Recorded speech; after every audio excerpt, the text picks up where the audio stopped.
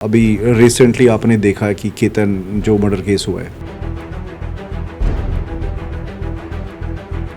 आप इसको एक्सप्लेन कर सकते हैं? सो सिया के केस में शी वांटेड कि मेरे जो बॉयफ्रेंड है वो मेरा बॉयफ्रेंड है, वो मुझे मिला है। जब इन दोनों का प्यार हो गया, इन दोनों के बीच में कौन आया? केतन। सिया को जो लगता था, उसको यही लगता था कि अब हम इसको एलॉप नहीं कर सकते, मैं भाग नहीं सकती तुम्हारे साथ, मैं एंगेजमेंट तोड़ना नहीं चाहती क्योंकि इससे बहुत बदनामी हो जाएगी।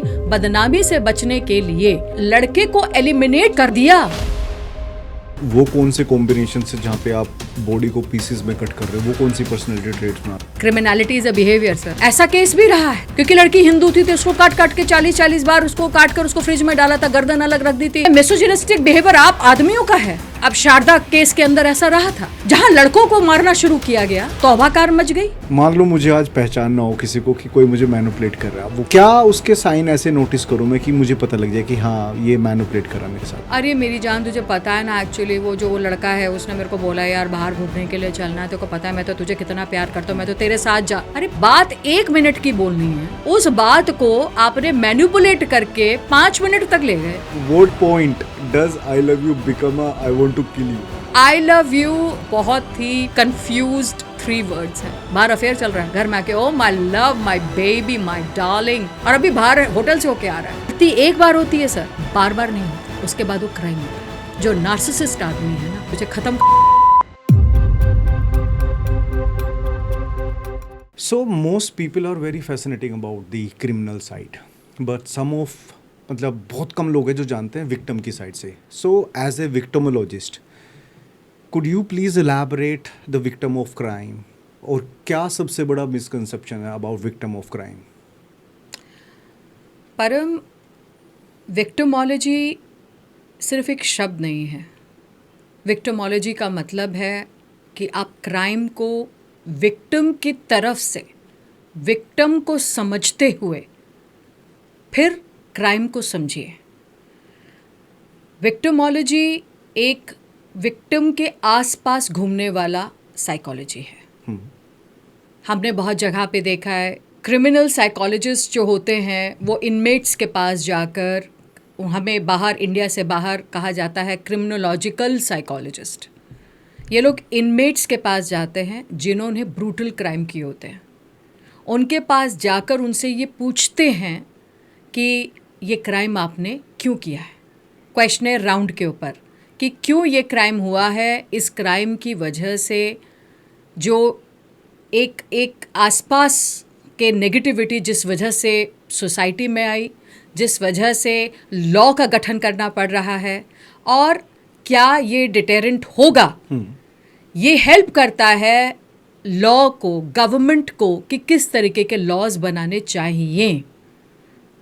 इंडिया में थोड़ा सा इसका लिटिल इशू है कि हम हीनियस क्रिमिनल्स के पास जाकर क्राइम क्यों हुआ है, हीनियस क्राइम क्यों हुआ, इसके बारे में बात नहीं कर पाते। यहीं से ही विक्टिम्स की बात चालू होती है कि जो क्रिमिनल्स हैं वो विक्टिम को कैसे चूज करते हैं। निर्भया कांड हुआ, निर्भया कांड में निर्भया ही क्यों? लड़कियां तो और भी बहुत हैं, इतने रेप होते हैं तो वो ही क्यों? तादाद तो है ही ना महिलाओं की पूरे कायनात में, पूरे अपने अर्थ पर, पूरी जगहों पर। आप यहाँ का क्या, बाहर भी, कहीं भी, इंडिया से बाहर, क्योंकि हम आज जनरल में बात कर रहे हैं। तो एक क्रिमिनल जो है वो एक पर्टिकुलर विक्टिम को चूज क्यों करता है? हमारा लॉ भी जो है वो विक्टिम सेंट्रिक लॉ नहीं था। अभी थोड़ा बहुत, अभी लिटिल बिट चेंज हुआ है क्योंकि बहुत इसके बारे में भी बात हुई है, तो विक्टिमोलॉजी पर बात शुरू हुई, तो विक्टिम सेंट्रिक लॉ थोड़े से बनने शुरू हुए। Okay. उससे पहले तक जज सेंट्रिक लॉ हम कहते हैं, या हम ऑफेंडर सेंट्रिक लॉ, मतलब क्रिमिनल सेंट्रिक लॉ। भाई उसी को ही, क्रिमिनल को ही हमें रिहैबिलिटेट करना है सोसाइटी में। Why only criminals? जज भी यही कहेंगे क्रिमिनल को देखकर, अरे उसी का पार्डन है। आप देखिए ना, लॉज सारे उसी, बेल भी मिल जाएगी उसे, इतने हीनियस क्राइम करने के बाद बेल मिल जाएगी, पार्डन भी मिलेगा, मर्सी भी मिलेगी। आपने देखा था निर्भया कांड में क्या हो रहा था? 7 साल लग गए, 7 years। और ये उसी की वजह से है कि सिचुएशन कि जहाँ पर विक्टिम सेंट्रिक लॉ ना होने की वजह से कई जगहों पर हम मात खाते हैं। तो अगर आप इस क्रिमिनल ने उसके हाव भाव को समझना चाहते हैं तो विक्टिम को देखिए कि उसके विक्टिम्स कौन कौन से तरीके के हैं, वो उनको कैसे चूज़ कर रहा है, कौन से जियोग्राफिकल या एनवायरमेंटल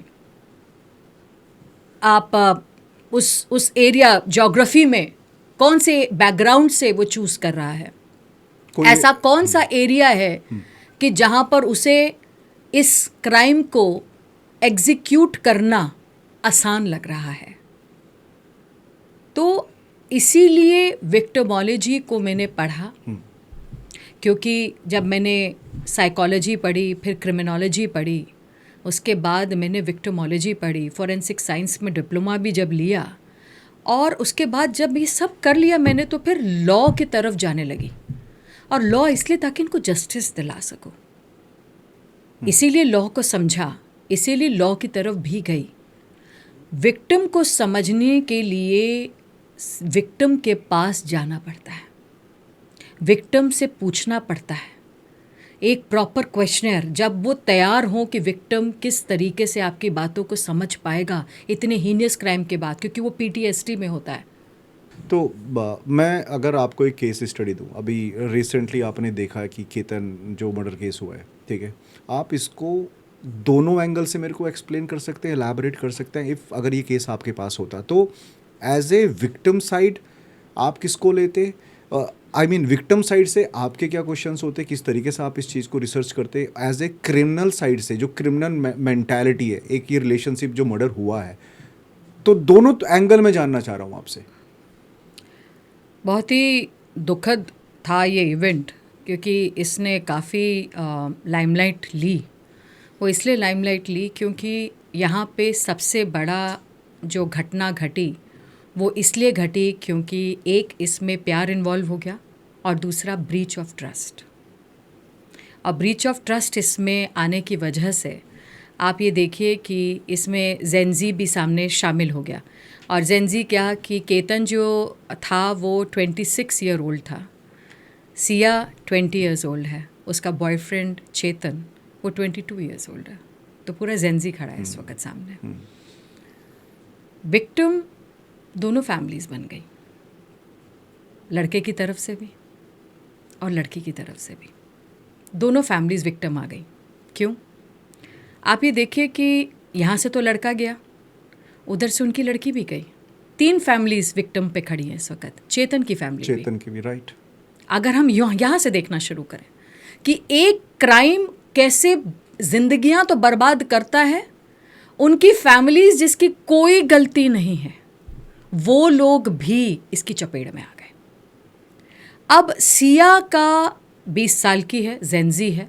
आज के जो बच्चे हैं जेनजी, आपने देखा है नेपाल किस तरीके से उनके जो प्राइम मिनिस्टर वो जेनजी बनकर आए।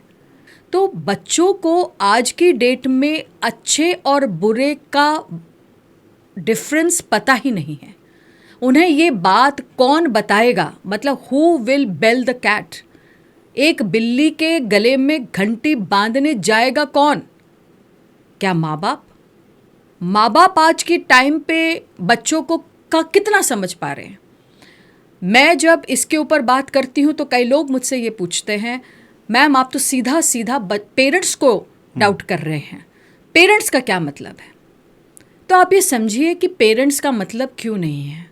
पेरेंट्स का मतलब सिर्फ बच्चे पैदा करना है क्या? अगर आपके पास वो सब चीज़ें हैं जो आप बच्चों को दे सकते हैं तो उसकी साइकोलॉजी बच्चे की बचपन से, मतलब पेट से, वूम्ब से लेकर 5 महीने तक चालू हो जाती है। जब बच्चा पेट में होता है तो आपने देखा होगा कि जो ऐसे घर हैं जो भगवान में या रिलीजियस में बहुत मानते हैं, और सनातन धर्म भी इसके अंदर कहता है कि आप रामायण पढ़िए, आप दारू और सिगरेट, हस्बैंड को भी कहते हैं, इस दौरान कंसीव करने के टाइम पर भी 3 महीने तक आप लोग इन चीज़ों से दूर रहिए। और वही चीज़ इसलिए कहा जाती है कि बच्चे पे इसका असर ना आए, घर में कलेश कम हो, क्योंकि बच्चा सब सुनता है, वो पेट में से सब सुनता है, वो आपकी बातें सुनता है, वो आपके लड़ाई झगड़े सुनता है।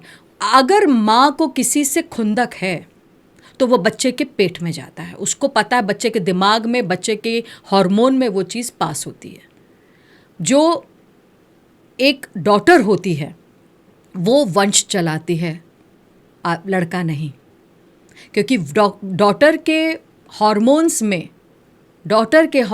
में XXX के अंदर सब माँ का भी और फादर का भी, दोनों के क्रोमोसोम्स यहाँ आते हैं, जो जब शादी आगे करती है तो उस परिवार का, जैसे मैं त्रेहन हूँ अपने बैकग्राउंड से, तो मैं त्रेहन फैमिली का हार्मोन मेरे अंदर है, राइट। तो मेरे बच्चों में त्रेहन फैमिली का हार्मोन आगे आया कि मेरा जो भाई होगा उसमें से आएगा, क्योंकि भाई में तो उसकी जो वाइफ आएगी दोनों का मिल जाएगा।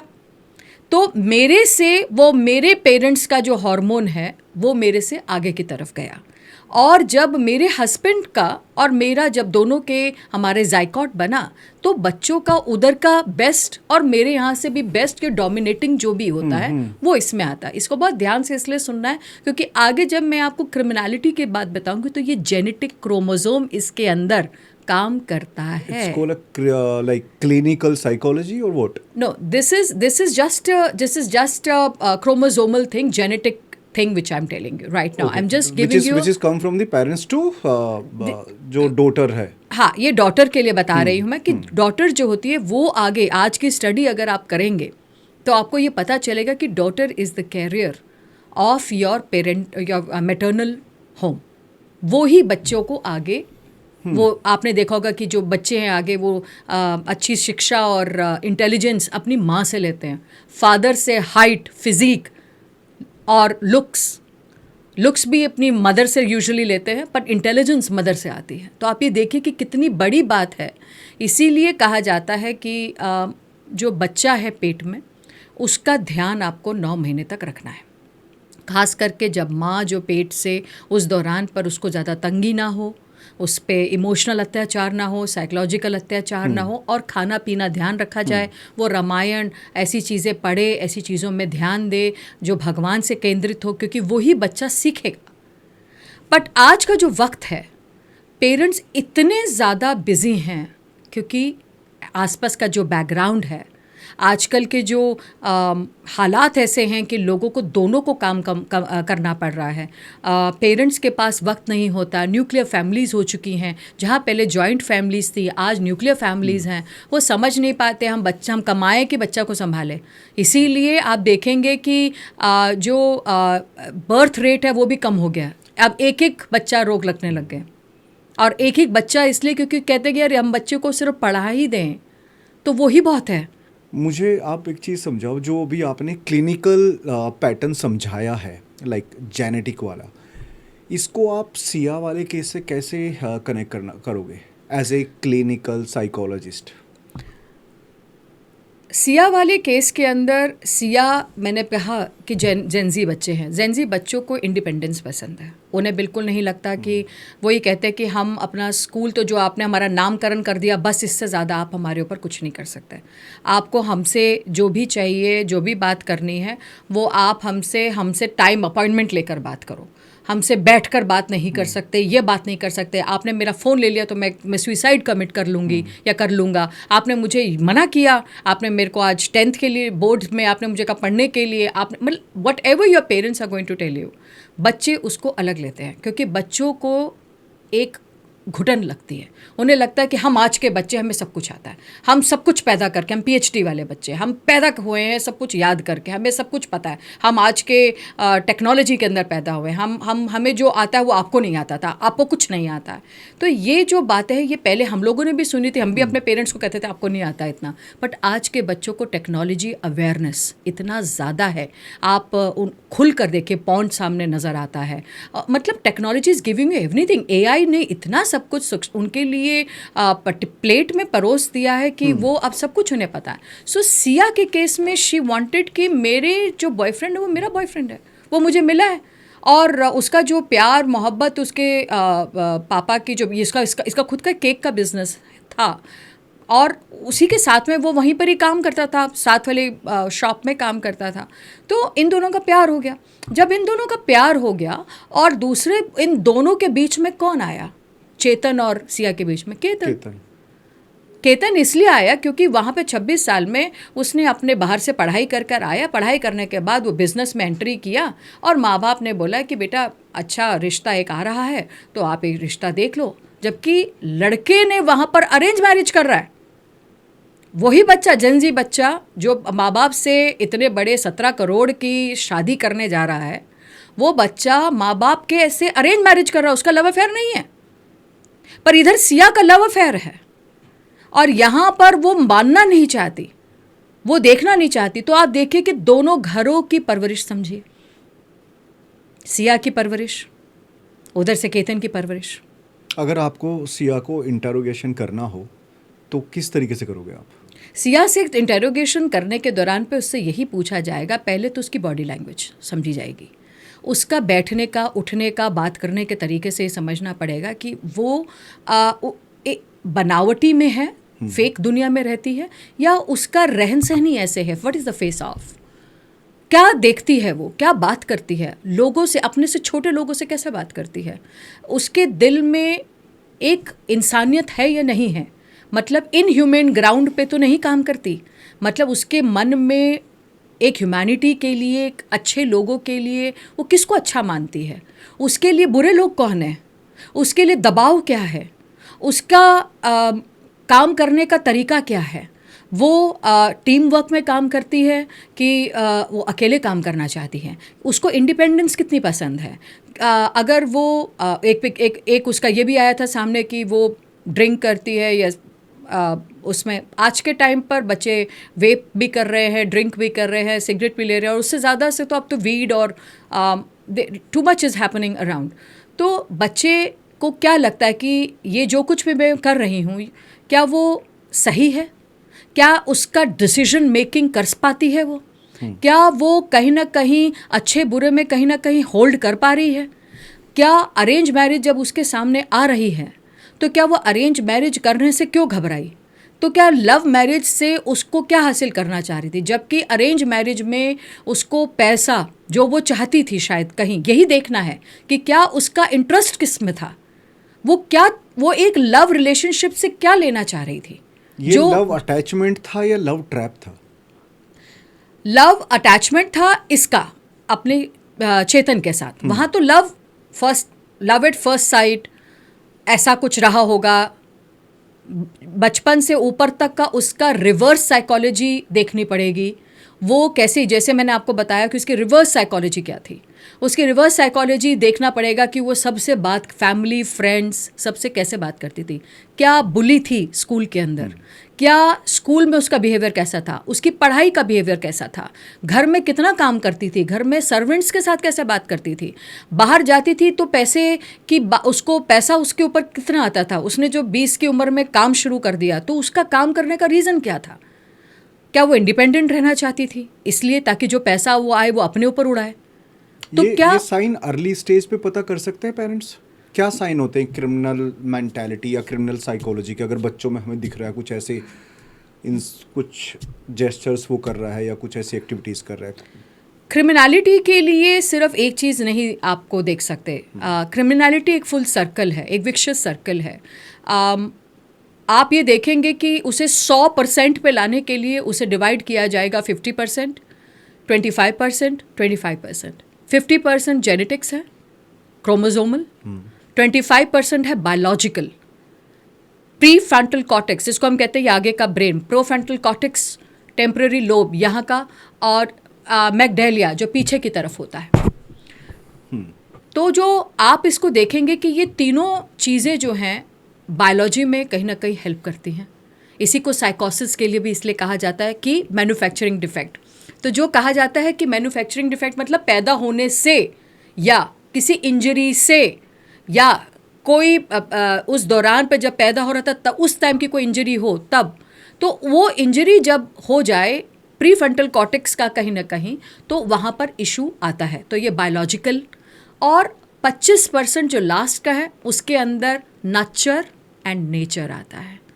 नच्चर का मतलब है माँ बाप, और नेचर का मतलब है कि जो उसके आसपास Company. में एनवायरनमेंट चल रहा है, पीयर प्रेशर, पढ़ाई, स्कूल, नेचर में नच्चर में पेरेंट्स, सिबलिंग्स, आपका उठना बैठना किस तरीके से, आप एंटाई सोशल तो नहीं हैं, या एंटाई सोशल के अंदर बहुत चीज़ें आ जाती हैं। तो जब ये तीनों का मिक्सचर बनता है तो क्रिमिनल का डेफिनेशन निकलता है। पर्सनालिटी ट्रेट्स, आप नार्सिसिस्ट हैं, आप इमोशनली अनस्टेबल पर्सनालिटी हैं, आप पैरानॉइड हैं, आप प्रीडेटर हैं, आप इन चारों में से क्या हैं, ये आपकी अपनी पर्सनालिटी है। उसके बाद आपका पीछे से जो जेनेटिक्स में 50% जो है, क्या आपके जो माँ और आपके फादर, जब दोनों का क्रोमोसोम मिला तो क्या दोनों के जो पीछे के फैमिली ट्री हैं उसमें क्या कभी कोई क्रिमिनल था पूरे टाइम से, और वो क्या डोमिनेंट फिगर बनकर सामने आया? जो डोमिनेंट क्रोमोसोम होता है वो ही पास होता है। तो over the period of time कि डोमिनेंट क्रोमोसोम कौन सा आता गया, तो वो डोमिनेंट क्रोमोसोम आपके बॉडी के अंदर वो क्रोमोसोम आया क्या जो क्रिमिनलिटी को प्रूव करता है? तो जेनेटिक्स वहाँ पर दिखता है। आप हमेशा से बात समझेंगे कि 2 सिबलिंग्स हैं, एक बच्चा अडॉप्टेड है और एक बच्चा खुद का पैदा हुआ है। तो जो अडॉप्टेड बच्चा है अगर उसने कुछ कांड किया तो माँ बाप बोलेंगे इसका खून गंदा है, ये अडॉप्टेड है ना, आया होगा कहीं से। तो इस पर कभी लोगों ने नहीं सोचा कि लोगों ने ऐसा क्यों बोला कि इसका खून गंदा है, क्योंकि वो अपने खून को तो सामने देख रहे हैं, एक सिबलिंग को। वो बच्चा शांत है और ये बच्चा उथले मार रहा है, तो अडॉप्टेड है अगर, तो ये क्या ही रीज़न है? तो लोग कहते हैं ना इसका खून ही गंदा है। खून क्यों गंदा है? मतलब क्रोमोसोम गंदा है। क्रोमोसोम कहाँ से आया? मतलब फैमिली ट्री गंदा है। फैमिली ट्री किसका गंदा है? बाप का भी हो सकता है, तो रिवर्स साइकोलॉजी लगाएं। माँ का भी हो सकता है, रिवर्स साइकोलॉजी लगाएं, तो आपको पता चलेगा कि जेनेटिक क्रोमोसोम का बहुत बड़ा फैक्टर, इसीलिए उसको 50% पे रखा जाता है, 25%। इंटरेस्टिंग। 25%। अगर आप 25% देखते हैं जहाँ पर बायोलॉजी के लिए हम लोग मैन्युफैक्चरिंग डिफेक्ट जिसको कहते हैं, मैन्युफैक्चरिंग डिफेक्ट क्या होता है कि बच्चा जब पैदा हो रहा था तो उसका प्रीफ्रंटल कॉर्टेक्स जो है, यूजुअली ये बनता है आपका 23-24 ईयर्स की एज में, ये लास्ट होता है ब्रेन, जो आपके इम्पल्स आपका कि कैसे काम करना है, कैसे क्या करना है, जो आपका इम्पल्सिव, मुझे ये कर देना चाहिए, एंग्जाइटी बिहेवियर, मुझे ये देखना चाहिए, इम्पल्स को कंट्रोल करने वाला। भाई बचपन से तो नहीं होता होगा ना, like after so many age या सो मैनी ईयर्स वो फ्रंटल कोड या जो आपने टेक्निकल टर्म्स यूज करी 23-24 ईयर्स की एज में ये बनता है लास्ट, और सबसे पहले उड़ता है। क्यों कहते हैं बच्चा और बूढ़ा एक समान? 65-66 की एज में प्री फ्रंटल कॉर्टेक्स ख़त्म होता जाता है, और उस केस में यही लास्ट बनता है और यही उड़ता है। इसीलिए जब आपने 16 साल का जे जुवेनाइल जस्टिस आपने लॉ बनाया था, जे लॉ, उसके अंदर ये कहा गया था, तब कई बारी मैं बैठी भी थी शोज़ पे कि मैम हम 16 साल के बच्चे को एज अडल्ट नहीं कर सकते, अडल्ट हम लोग करना चाहते हैं निर्भया केस के बाद। प्री फ्रंटल कॉर्टेक्स बना ही नहीं है अभी तक। आप कुछ भी कर लो, 16 कर लो, 17 कर लो, 18 कर लो, 19 कर लो, 20 कर लो, 21 कर लो, 22 कर लो, 23 कर लो, तो इसके बाद ही जब उसके अंदर वो ब्रेन बनेगा तभी वो चीज़ के बारे में पता चलेगा। तो वो प्री फ्रंटल कॉर्टेक्स जो है वो बहुत बड़ा डिटर्मिनेशन है, पर वो इम्पल्सिव बिहेवियर को समझने में, डिसीजन मेकिंग में, जजमेंट के अंदर, आपके इमोशंस को केंद्रित करने में, आप समझिए सारा कुछ तो वही देख रहा है। उसको स्टॉप कैसे लगाना है वो तो कैप है, तभी तो वो जब लास्ट में बनता कैप लगाने के लिए, वो कैप ही नहीं है। अगर कहीं ना कहीं वो कैप बना ही नहीं, 22-23 की, अब क्योंकि बच्चे बहुत जल्दी जवान होने लग गए हैं, 22-23 एज का मेरे को एग्जैक्टली पता नहीं, सिया 20 साल की, तो ये इम्पल्सिव, और 26 साल का लड़का केतन। तो ये इम्पल्सिव मर्डर किया है? इम्पल्सिव मर्डर ही नहीं था वो, सिर्फ एक्चुअली वो था अपने प्यार में ऑब्स्टेकल जो केतन बन चुका था, जिसको माँ बाप ने चूज़ किया था। कहीं ना कहीं माँ बाप को पता होता है कि उसके दोस्त कौन हैं। अगर ये लड़की जो है 3-4 साल से जो बात कर रही थी वो सिर्फ 1 साल की बात नहीं थी, 3-4 साल से बात कर रही थी इसके साथ। कितने कॉल रिकॉर्ड्स निकले हैं, 2000 से ऊपर के कॉल रिकॉर्ड्स हैं। 234 या 238 आवर्स निकले हैं फ्रॉम जनवरी से जून तक में। तो इतने ही कॉल्स अभी इसी में ही। आप सोचो कि वो तो पुराने से इसको कितना जानता है, तो अभी तक के कॉल्स इतने हैं, तो सोचो कि कितना वो इन दोनों का आपस में मेल जोल था। तो पेरेंट्स ने पहले समझा होगा कि बॉयफ्रेंड है, शादी के टाइम पे चीज़ें अलग हो जाएंगी। हो सकता है लड़की ने बोला मैं किसी से शादी नहीं करूँगी, मैं इसी से शादी करूँगी, तो माँ बाप ने कभी कभार माँ बाप ये भी करते। देखिए ये सारी चीज़ें इन्वेस्टिगेशन है जो अभी आएंगी आगे। तो माँ बाप ने कहीं ना कहीं कहा होगा कि मैं मर जाऊँगी। माँ यूजुअली अपना विक्टिम प्लेहुड कार्ड निकालती है। पापा की इज्जत है, वो लड़का ठीक नहीं है, हमें पसंद नहीं है, वो तेरे लायक नहीं है, तेरे कैलिबर का नहीं है। अच्छे घर में लड़की को ब्याहने की हमेशा से बात होती है कि बहू हमेशा से कहते थोड़े छोटे घर की लाओ, और यहाँ से माँ बाप सोचते हैं कि जो बहू, मैं अपनी बेटी को बड़े घर में शादी करूँ। ये है, ये वो लोग मानते हैं बहू छोटे घर की लाओ ताकि एडजस्ट हो जाए। पैसा देखेगी तो नहीं एडजस्ट हो पाएगी, अगर पहले से उसने पैसा देखा तो और पैसा मांगेगी। और अगर छोटे घर की बहू लाओगे तो जल्दी से एडजस्ट कर जाएगी। और अगर बड़े घर में बेटी को भेजोगे तो वो उसका ये रीज़न है कि बेटा, जब बेटी बड़े घर में जाती है तो पैसा देखेगी, चीज़ें देखेगी, तो उसके मन को अच्छा लगेगा। मैं हाथ पकड़ लूँगा आके, इस पॉइंट पर चेतन आके हाथ पकड़ लेगा, या वो कहेगी मैं इससे शादी करना चाहती हूँ, अब मेरी, वो तो मर गया, मुझसे कौन शादी करेगा। ऐसे वो दाग लग जाता है कि ये तो अपशुगन है, ये एक पनौती है, ये लड़की तो उसकी एंगेजमेंट करते ही लड़का मर गया, ऐसे में तो फिर उससे शादी अब कौन करेगा, तो एक दाग लग जाएगा। तो फिर मैं आके शादी कर लूँगा। This could be one of their thing. और सिया को जो लगता था, वो उसको यही लगता था कि अब हम इसको एलॉप नहीं कर सकते, मैं भाग नहीं सकती तुम्हारे साथ, मैं एंगेजमेंट तोड़ना नहीं चाहती क्योंकि इससे बहुत बदनामी हो जाएगी। बदनामी से बचने के लिए उसने क्या किया, उन लोगों ने गूगल सर्च किया, जो अभी रिसेंटली आया, गूगल सर्च किया कि पॉइजन, स्लो पॉइजन कौन कौन सा हो सकता है जो मैं दे सकती हूँ, या कुछ ऐसी चीज़ जिसके अंदर ये दिया जाए कि अगर मैं इसको लोखंडवाड़ फोर्ट के अंदर, लोहागढ़ फोर्ट के ऊपर वहाँ पर लेकर जाऊँ तो वहाँ की ऊंचाई कितनी है, ये सब चीज़ें उसने सर्च करी हैं। दोनों, हाँ, दोनों ने सर्च किया है ये इस वक्त। और आप देखिए कि ये फ़ोन की डिजिटल में से निकला है। This is such a beautiful thing. तो उसमें से ये चीज़ें निकल कर आई हैं कि इसने सर्च करा, और हिस्ट्री कभी झूठ नहीं बोलती। तो आप ये देखिए कि इनको लड़के को एलिमिनेट करना ईजी लगा रेदर देन भागना। और पेरेंट्स ने तो मना कर ही दिया ना जब एंगेजमेंट हो गई। तो पेरेंट्स तो बहुत पुराना ही हो गया ना, अब तो बस यही है कि ये यहाँ से मर जाए तो ये हाथ आके पकड़ ले। तो यही इसका जो था रास्ता, एक्चुअली मोटा मोटा यही है कि सिया इसको छोड़ना चाहती थी, पर क्या नाम है, अपना रिलेशनशिप चेतन को नहीं छोड़ना चाहती थी, और केतन को छोड़ना चाहती थी। केतन से शादी नहीं करना चाहती थी, बाली पा जाना नहीं चाहती थी, और इसके साथ रिलेशनशिप रखना चाहती थी। शादी हो गई तो भी ये रिलेशनशिप रखती, शादी हो जाती तो भी रिलेशनशिप रखती, छोड़ती नहीं उसे। तो ये एक बहुत बड़ी बात है जो सामने है कि सिया का जो टेम्परामेंट था वो उसने एक ट्रैप बिछाया, उसने दुनिया के सामने पोर्ट्रे किया कि वो केतन के साथ बड़ी खुश है, उसके साथ वो दुनिया के सामने पोर्ट्रे करना चाहती थी कि कल को जब केतन मर जाए, जो मरेगा, तो कल को जब केतन मर जाए तो दुनिया ये नहीं बोले अरे लड़की के अंदर ये तो प्यार ही नहीं करती थी, पहले से ही सोच रही थी। तो रिवर्स साइकोलॉजी उन्होंने पहले तैयार करी कि वो एक डिजिटल क्रम्प्स छोड़ रहे थे, यही मीडिया के ऊपर भी। उसने कितना बड़ा मैसेज भी लिखा, तुम मर गए, अब तुम, मुझे मालूम है तुम यहीं कहीं हो, तुम वापस आ जाओ, तुम ये हो, तुम वो हो। तो उसकी बहन ने यही तो देखा कि जब बॉडी घर में आ गई, जब वो घर पे थी, सिया केतन के घर पे थी, जब बॉडी आई है, तो उसकी बहन ने पकड़ा कैसे, पकड़ा यही कि केतन की बॉडी के आने के बाद जो लड़की मीडिया में इतना कुछ विक्टिमोलॉजी के लिए बोल रही है कि विक्टिम बन के बोल रही है, तू मेरा प्यार है, और ये बॉडी आने के बाद उसके ऊपर ना रोई,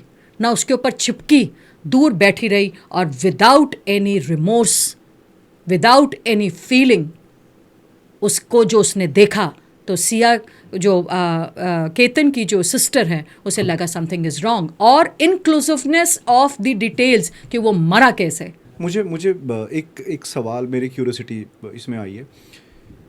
फेक इमोशनल कनेक्शन इस केस में मेरे को दिख रहा है। फेक इमोशनल कनेक्शन के कोई साइन होते हैं? फेक इमोशनल कनेक्शन जो है, इसको दुनिया के लिए बनाया जाता है। वो इसलिए ताकि आप क्योंकि आज के बच्चे फेक इमोशनल कनेक्शन, जिसको हम कहते हैं डिसएंगेजमेंट, अपने पेरेंट्स से पहले ही कर चुके होते हैं। तो घर के अंदर मम्मी पापा ने कुछ कहा या लोग आ जाए तो दुनिया के सामने हंस के दिखाना।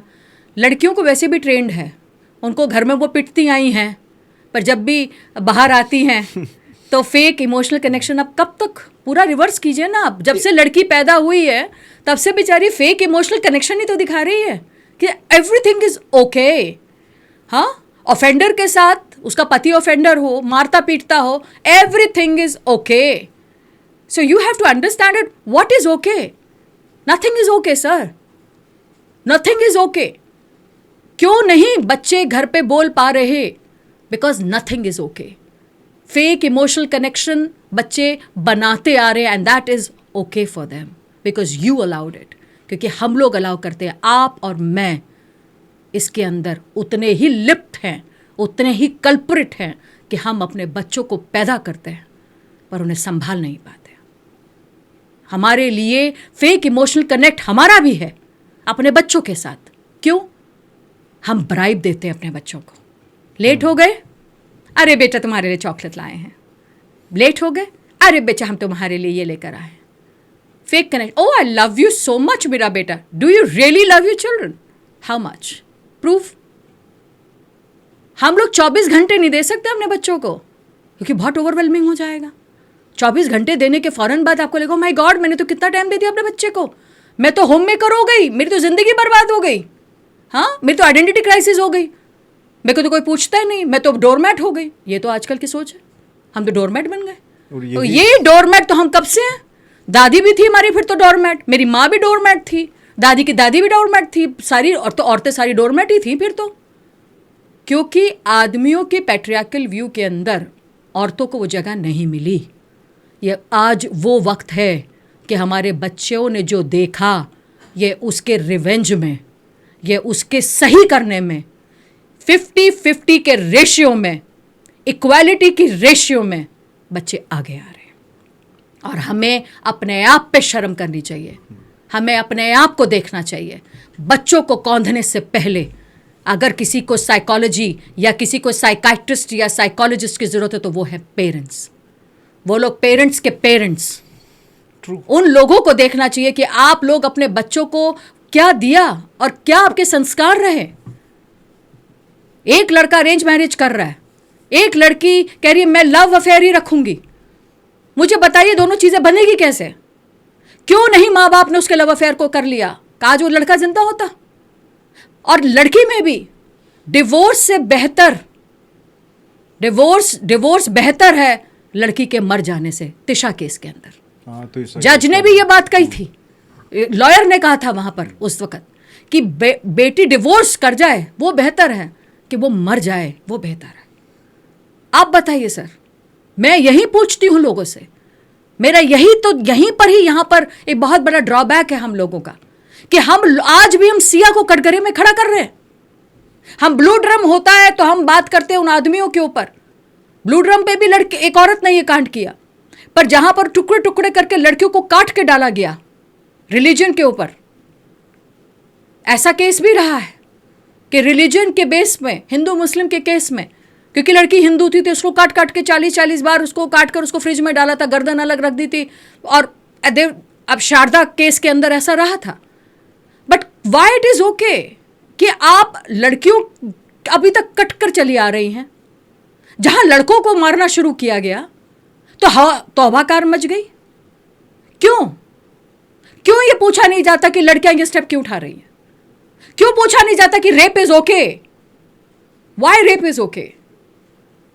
क्यों एक औरत का ही रेप हो? क्यों एक बच्ची का रेप हो? 11 साल की बेटी का भी बलात्कार हुआ। अरे बच्चा सिर्फ पैदा हुआ 1 महीने का, आप कहते हो कि उसने कपड़े गलत पहने, आप कहते हैं उसने, यही विक्टिमोलॉजी है, यही विक्टिमोलॉजी है। आप कहते हैं जी लड़की ने कपड़े गलत पहने थे, अरे उसने तो नूडल्स ऐसे खा रही थी इसलिए मुझे ऐसे अच्छी नहीं लगी, अरे उसने मिसोजिनिस्टिक बिहेवियर आप आदमियों का है और उसी घर में बैठी हुई उस औरत का भी है जिसने इस बच्चे को जन्म दिया है। क्योंकि उसके दिमाग के अंदर भी ये कीड़ा डाला गया कि लड़का अच्छा है। लड़का पैदा नहीं किया, लड़का पैदा एक औरत नहीं करती, औरत सिर्फ अपने परिवार को आगे बढ़ाती है। लड़का पैदा एक आदमी करता है, क्योंकि XY क्रोमोसोम, Y क्रोमोसोम आदमी में होता है, औरत में नहीं होता। आप किस हक से एक औरत को पूछते हैं कि तूने लड़का पैदा नहीं किया? क्यों?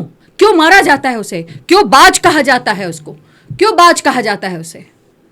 मैम, एक वेरी जेनरिक सवाल है ये। अब ये चाहे तुलसा शर्मा के केस से आप ऐड कर लो या कोई भी केस आप उठा लो, नई नई शादी हुई, फैमिली में गई, ऐसे क्या साइन होते हैं कि हम उस चीज़ को पहचान ले कि फैमिली में टॉक्सिसिटी है या नहीं है? बिकॉज 3-4 महीने में कोई किसी की जान नहीं ले सकता। एक्चुअली क्या था, इसको थोड़ा सा अगर हम पीछे जाते हैं तो आपको एक डिटेक्टिव को हायर करना चाहिए आज के टाइम पे, विच इज़ वेरी इंपॉर्टेंट। और आप देखेंगे कि there are many people are in favour of this. 17 crore की शादियां या करोड़ों में शादियां करने और डिवोर्स करने से पहले डिटेक्टिव हायर कीजिए, दोनों तरफ, मेल और फीमेल के लिए। आजकल के टाइम में शादी में देने से पहले बच्चियों को और या बेटे अपने बेटों को उस फैमिली के बारे में ये पता लगाएं कि उस फैमिली का हाव भाव कैसा है। उनके घर में काम करने वाले मेड्स, उनके घर में काम करने वाले लोग, डिटेक्टिव्स यही पता लगाते हैं। उनका फैमिली, फ्रेंड्स, सर्कल, ये सब चीज़ों से पता लगाया जाता है इसका बिहेवियर क्या है। ये डिटेक्टिव पता करके बताता है, जी वो 1 लाख रुपया लेगा, वो 2 लाख रुपया लेगा, डिटेक्टिव इसलिए हम नहीं कर। आप करोड़ों की शादी कर सकते हैं, किसी डिटेक्टिव को आप हायर नहीं कर सकते।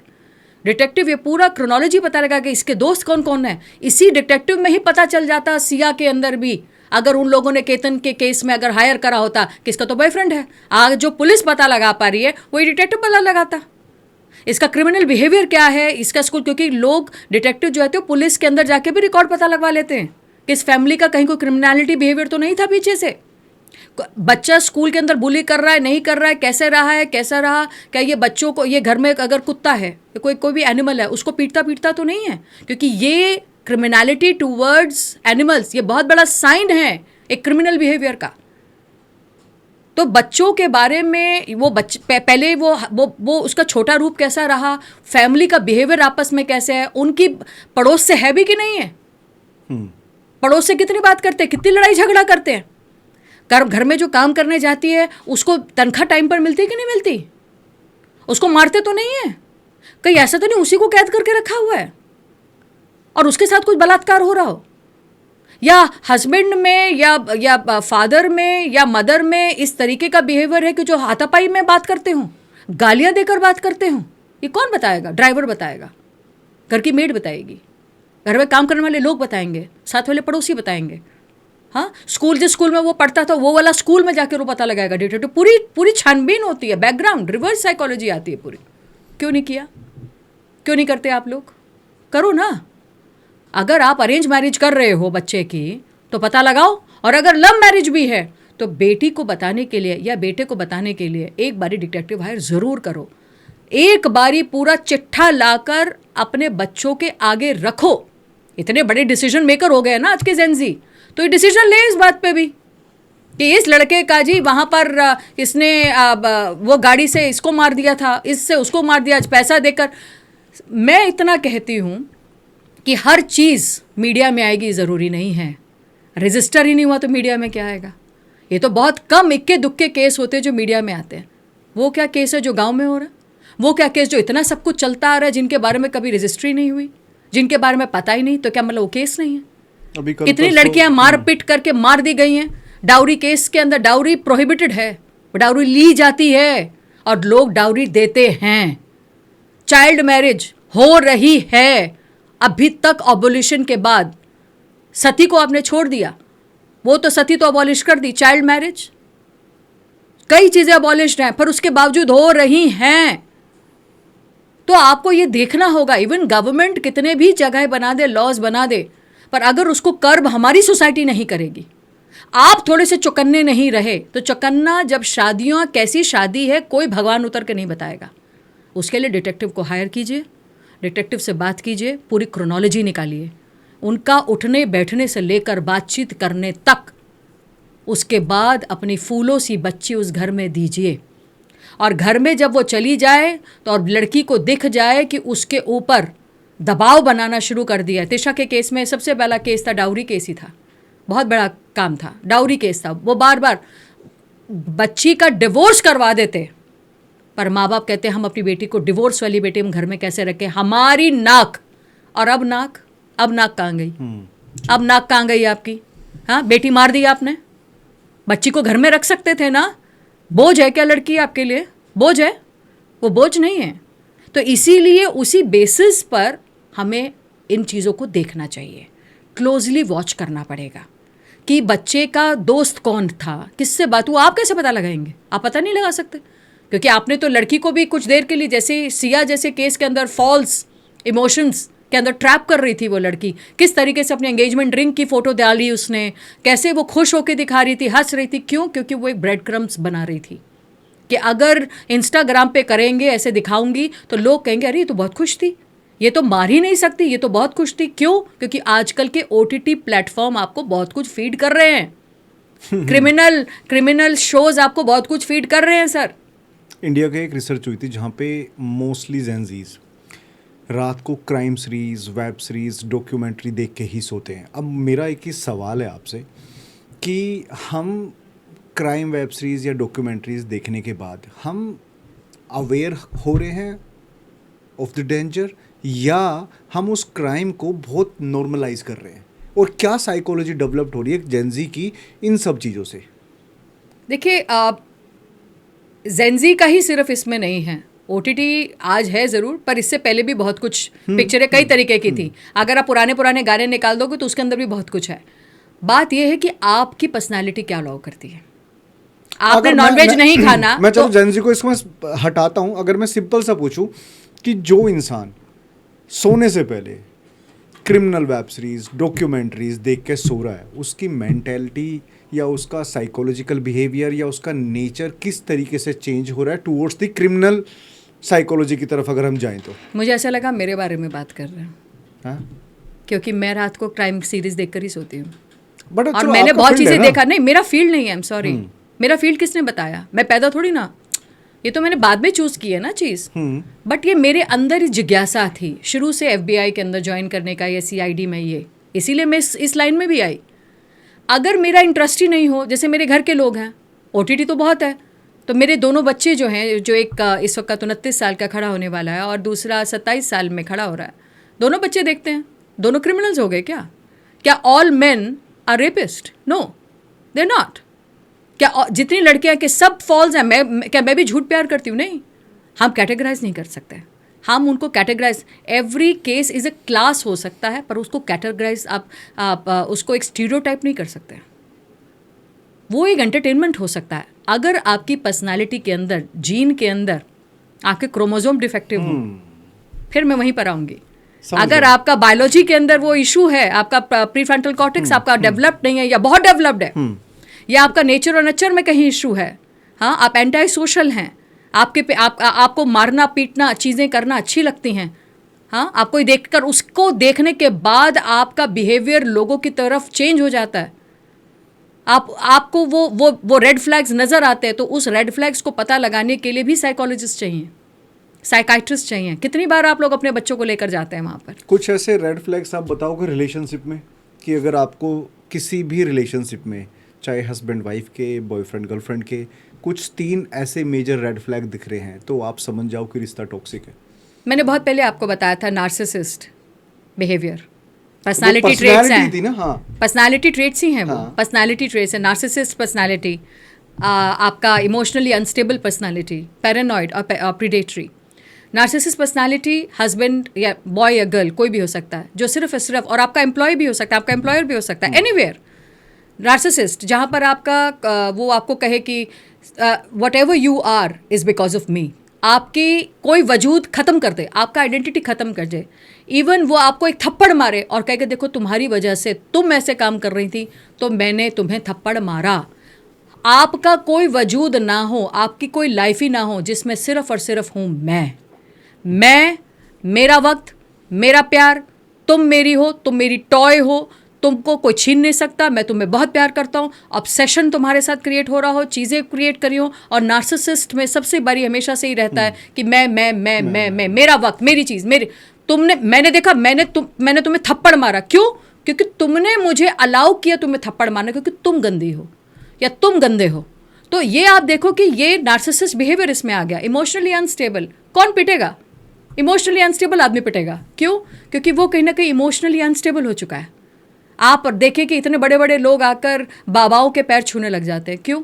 क्योंकि जो इमोशनली अनस्टेबल होते हैं उनके ऊपर नार्सिसिस्ट लोग काबू करते हैं, डोमिनेट करते हैं। इमोशनली अनस्टेबल लोग वो लोग होते हैं जिनको पीटीएसडी होता है, जो हम पे पोस्ट ट्रॉमेटिक स्ट्रेस डिसऑर्डर हो जाता है। लड़कियां यूजुअली इसके अंदर इमोशनल होती हैं, जिनके वीक होती हैं, जो कहीं ना कहीं अपने आप को एक पैरासाइटल बिहेवियर में, आप कई बार देखोगे कि आपकी इमोशनली अनस्टेबल कोई एक ऐसी लड़की भी हो सकती है जो आपके लिए फांसी का फंदे की तरह काम कर जाए। क्यों? क्योंकि वो बार बार आपके फ़ोनों को देखती रहे कि ये कौन है, अब ये कौन है, ये कौन है, तुम मुझसे प्यार करते हो, मैं तुमसे प्यार करती हूँ, तुमने मुझे नहीं अपनाया तो मैं सुइसाइड कमिट कर लूँगी। यहाँ पर वो इमोशन के साथ आपको ब्लैकमेल करना, पैरासाइट बन जाना, आपके ऊपर चिपक जाना, इमोशनली अनस्टेबल, जो इमोशंस को केंद्रित ना कर सके, वो वाली पर्सनैलिटी। आप देखिए कि वो वही लोग वहीं पर खड़े हो जाएंगे। पैरानॉइड वाले कौन से? Obsession, obsessive compulsive disorder, OCD, एक वन ऑफ द टर्म है, जहाँ पे कंपल्शन इतना ज़्यादा है कि एक आदमी अगर हाथ धो रहा तो धोता रह रहा है, उसको कीड़े भी नजर आ सकते हैं अपनी बॉडी को, उसको साफ करना शुरू कर देगा।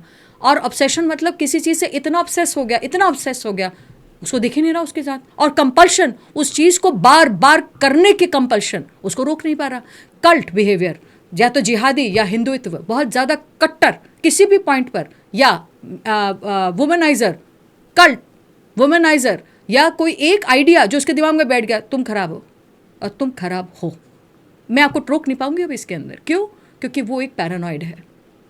एक बात, एक आइडिया, एक व्यू जो उसके दिमाग में बैठ गया तो बैठ गया, उसके बाद आप उसको हटा नहीं सकते, मिट्टी भी डाल दो को तो नहीं हटेगा। तो ये वो चीज़ है जो स्टॉकर्स होते हैं। स्टॉकर कौन होते हैं? जो एक तरफा प्यार करते हैं। Eve teasers, peeping tom, voyeurism, देखना इधर उधर, अपना एक तरफा रिलेशनशिप, और एक धारणा बना लेना, तो बस हिंदू हैं तो हम हिंदू हैं, हम मुस्लिम हैं तो मुस्लिम हैं, और कट्टर हैं तो कट्टर हैं। ये ऐसे होगा तो ऐसे ही होगा, नहीं तो मतलब नो फ्लेक्सिबिलिटी। प्रीडेटर कौन हो गए? आपके जो मैं एक और बता दूं, आपके पैरानॉइड के अंदर कई जगहों पर जब हम इस तरह की चीज़ें देखते हैं तो स्किज़ोफ्रेनिया भी इसी में आता है। स्किज़ोफ्रेनिया भी पैरानोया है। उसके अंदर आता है साइकोपैथ, सोशियोपैथ, ये आपका प्रीडेटर पर्सनालिटी है। प्रीडेटर्स कौन होते हैं? प्रीडेटर होते हैं जो बैठ के रात के अंधेरे में प्रे के ऊपर खाने के लिए, जैसे कि चीता है, टाइगर है, शेर, दीज पीपल, दीज एनिमल्स, ये प्रीडेटर पर्सनालिटीज़ होती है। मतलब हमला करना, वो कोल्ड ब्लडेड एनिमल्स होते हैं। क्यों? क्योंकि वो बैठकर सोचकर मैनिपुलेट करके, प्री मेडिटेटिव पर्सनालिटी। आप सिया के केस में अगर आप देखेंगे तो वो इमोशनल थी, और इमोशनल के साथ उसने प्री मेडिटेट किया, तो वो कहीं ना कहीं सोशियोपैथ की तरफ भी उसका आप अगर ब्रेन मैपिंग करवाएंगे तो आपको ये देखना होगा कि उसमें रिमोर्स नहीं था। उसने अटेम्प्ट करे थे, पहले उसने उसको हटाने की कोशिश करी थी, पहले जब सांप बोलकर उसको फेंका था नीचे, और तब वो उसने वहाँ का पौधा पकड़ लिया था, फिर उसने उसको गले लगा लिया लड़की को कि अच्छा किया तुमने, मुझे बचा लिया। पहला अटेम्प्ट था लड़की का। तो आप ये समझे, जहाँ पर आप डिस्कनेक्ट हो जाएं, आप एंटी सोशल हो जाएं, आप सिर्फ और सिर्फ एक ही रास्ता लें। पैरानोया भी इसमें आ रहा है कि जब एक ही रास्ता आप ले रहे हैं, आपको लगता है कि ये मेरे लिए, मेरी ज़िंदगी, मेरे माँ बाप नहीं कुछ कह सकते, मेरा प्यार, नार्सिसिज्म भी इसके अंदर कनेक्ट कर रहा है कहीं ना कहीं। ऐसी चीज़ें जब यही पर्सनालिटीज़, यही predator, Paranoia, emotionally unstable, narcissism के कुछ हिस्से जब आप बन जाए तो एक बहुत बड़ा लीथल आदमी सामने खड़ा होता है। और वो कौन से कॉम्बिनेशन से जहाँ पे आप बॉडी को पीसेस में कट कर रहे हो, वो कौन सी पर्सनालिटी ट्रेट्स में आते हैं? यही पर्सनालिटी है, साइकोपैथ पर्सनालिटी ट्रेट्स हैं, जिसको आप कट करके पीसेस करते हैं, क्योंकि वो प्री मेडिटेटेड होता है ना, जिसके आप किसी को मार रहे हैं। आप किसी को एक थप्पड़ नहीं मार सकते सर, आप किसी कुत्ते को नहीं मार सकते पैर वैर, आप किसी को गोली नहीं मार सकते तो बहुत बड़ी बात है, आप किसी को चांटा नहीं मार सकते बगैर किसी बात के। हाँ, मर्डर बहुत दूर की बात है सर। मच्छर मारने में भी कई लोग बोलते हैं यार क्या मारना है, छोड़ दे इसको, उठा के बाहर फेंक दो। मर्डर में भी लाइक साइको एंड क्रिमिनल में ये भी डिफरेंस है ना? मतलब आप ही बताइए, एक साइको और एक क्रिमिनल अगर किसी भी क्राइम को, किसी भी विक्टिम को अगर अपना हंट कर रहा है, तो साइकोपैथ जो होगा वो बहुत ही ब्रूटल तरीके से करता है, और क्रिमिनल सिर्फ उसने कर दिया, मारना उसका टारगेट। तो what is the difference in between those personalities? Criminal is an umbrella, psychopath उसका बेबी है. Criminality is a behaviour sir. Psychopath उसका बेबी है, सोशियोपैथ उसका बेबी है, सेडिस्ट उसका बेबी है. एंटी सोशल के अंडर क्रिमिनलिटी बहुत बड़ा platform. Criminality is an umbrella. उसके अंदर सब छुपे हुई चीज़ें हैं, ये उसके हिस्से हैं. क्रिमिनल बिहेवियर हो सकता है, क्रिमिनलिटी क्रिमिनल नहीं होता. क्रिमिनल तो सारे ही क्रिमिनल हैं. क्रिमिनल हैं सारे. They all are criminals. You can't differentiate. They all are criminals. You're talking about a criminality behavior. हाँ, I'm talking about the criminality behavior. हाँ, तो criminality behavior के तो हिस्से हैं ये. तो ये सारे क्रिमिनल है. Psychopath is a criminal, sociopath is a criminal, sadist is a criminal, bully करने वाला इज अ क्रिमिनल, बच्चों को मारने वाला is a criminal, paedophile is a criminal. हम अगर कोई रिलेशन में झूठ बोल रहा हो या कोई मैनिपुलेट कर रहा हो किसी भी चीज़ को लेकर रिलेशनशिप में, तो आप सबसे पहले उसको किस तरीके से इन्वेस्टिगेट करोगे और कैसे पहचान सकते हैं? जब बात करने के दौरान पे जैसे कि हम लोग किसी से बात करते हैं और उससे कोई सवाल पूछा गया, तो सवाल को वो सीधा बताने के बताए उसे गोल गोल घुमाना शुरू कर देंगे. वो तब तो घुमाते रहेंगे जब तक कि मैं ये नहीं बोल दूँ हाँ हाँ ठीक है ठीक है ठीक है. मैनिपुलेट मतलब खुश करना, दूसरे के हिसाब से अपनी ज़िंदगी को बात कर लेना. आपको खुश करने के लिए मैंने मैनिपुलेट किया, डिप्लोमेसी करी कि सब खुश रहें, सब चीज़ें हो जाए, मैं दिखूं मैं बहुत अच्छा हूँ. तो आपने क्या किया? मैनिपुलेट किया. आपकी पर्सनालिटी नहीं है मतलब ऐसे इतनी खुश रहने वाली, बट आपने मैनिपुलेट किया. क्यों? लड़की देखने आई है, शादी होने वाली है, लड़की देखने आई है, आपकी मैंने 2 गालियाँ देकर बात करने वाली है, आपने उस वक्त मैनिपुलेट किया. अच्छा नहीं लगेगा. Hello darling, how are you? This is called as manipulation. आपको फर्स्ट टाइम पे आप किसी के बारे में मैनिपुलेट कर रहा है, ये आप एकदम से पता नहीं लगाएंगे. क्यों? जब वो मैनिपुलेट कर रहा है तो वो बात को ऐसे ऐसे करके आंखें ऊपर कर करके बात करेगा, ऐसे करेगा, लाई करेगा. और ये कई बॉडी लैंग्वेजेस भी ऐसे हैं कि राइट देखेगा, लेफ्ट देखेगा, दिस इज द टाइम. इस डार्क मैनिपुलेशन को थोड़ा सा इलैबोरेट कर सकते हो? Those who are into relationship, चाहे उनको महीना भर हुआ, साल भर हो गया, कि वो कुछ ऐसे ट्रेड्स मैनिपुलेशन के पहचान पाए, आइडेंटिफाई कर पाए. मैनिपुलेशन के अंदर खास करके उसको बहुत ज़्यादा उससे सवाल पूछना उसको अच्छा नहीं लगता कि कोई उससे ज़्यादा सवाल पूछे, तो क्योंकि उसको मैनिपुलेट करके जवाब देना पड़ेगा. अब लड़की ने पूछा कि मैं कैसी दिख रही हूँ. अब उसे ये पता है कि मैंने बोला मोटी दिख रही है, तो लड़ाई हो जाएगी. हाँ, अब लड़की को पूछ रही है, लड़का पूछ रहा है लिसन यू लव मी. जैसे सिया केस में भी आप हुआ, सिया ने बहुत मैनिपुलेट किया, सिया ने बहुत डिप्लोमेटिकली प्ले किया. लड़के को दिखाते रहे कि तू ही मेरी जान है, तू ही मेरे जहान है, मेरा सब कुछ तू है. और प्यार किससे करती थी? चेतन से. तो क्या किया उसने? वो पूरा मैनिपुलेट कर रही थी, उसको इतना मैनिपुलेट कर रही थी कि उसको अपने झांसे पे ले आए. तो मैनिपुलेशन क्या होता है? ये मैनिपुलेशन कभी भी आपका रिश्ता सही नहीं लगने दे सकता.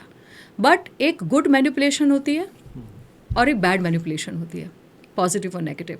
गुड मैनिपुलेशन होती है, आप बिजनेस में हैं, मैनिपुलेट करके ऊपर सीढ़ियाँ चढ़ गए, आपने वो चलता है. And I know this is what it is, चलता है. रिलेशनशिप में मैनिपुलेशन खोखला कर देता है. मैनिपुलेशन आप 10 साल की शादी में नहीं कर सकते, आप कभी तो खुद होगे. राइट. आप कितनी देर तक मैनिपुलेट कर सकते हो? Just for 5 seconds, 5 minutes. या किसी को मैं अभी पार्टी में मिली, उसको हाँ मैनिपुलेट कब तक करते रहोगे? कब तक उसको मैनिपुलेट मतलब अपने आप को अच्छा दिखाना, जो तुम हो नहीं, जो है नहीं, दूसरे वाले को ये बताना. इसको हम कहते हैं डिसेप्शन, डिसीव करना. अपने लोगों को डिसीव करना, अपनी थॉट्स, अपने प्रोसेस, अपनी हाव भाव से मैं वो है नहीं, हूँ नहीं जो मैं दिखा रही हूँ. मान लो मुझे आज पहचानना हो किसी को कि कोई मुझे मैनिपुलेट कर रहा है, वो मान लो कोई मेरा दोस्त है, क्या उसके साइन ऐसे नोटिस करूँ मैं कि मुझे पता लग जाए कि हाँ ये मैनिपुलेट कर रहा है मेरे साथ में? वो बात ठीक से कर नहीं पाएगा, करके बात करेगा. आप उससे जब दोबारा से वही चीज़ पूछोगे तो पहली वाली बात भूल जाएगा, वो स्टोरी पे टिकेगा ही नहीं, दूसरी चीज़ पर रखेगा. मैनिपुलेशन, पहली बात तो दोस्त को मैनिपुलेट करने की ज़रूरत पड़ेगी नहीं. जो सवाल आपने पूछा, आप एक्विंटेंस की बात कर रहे हैं. दोस्त कभी मैनिपुलेट नहीं करेगा. दोस्त आपको तभी मैनिपुलेट करेगा जहाँ पे आपको दुख ना हो, सच नहीं बोलेगा वो. मैनिपुलेशन मीन सच ना बोलना, झूठ के ऊपर बुनियाद रखना.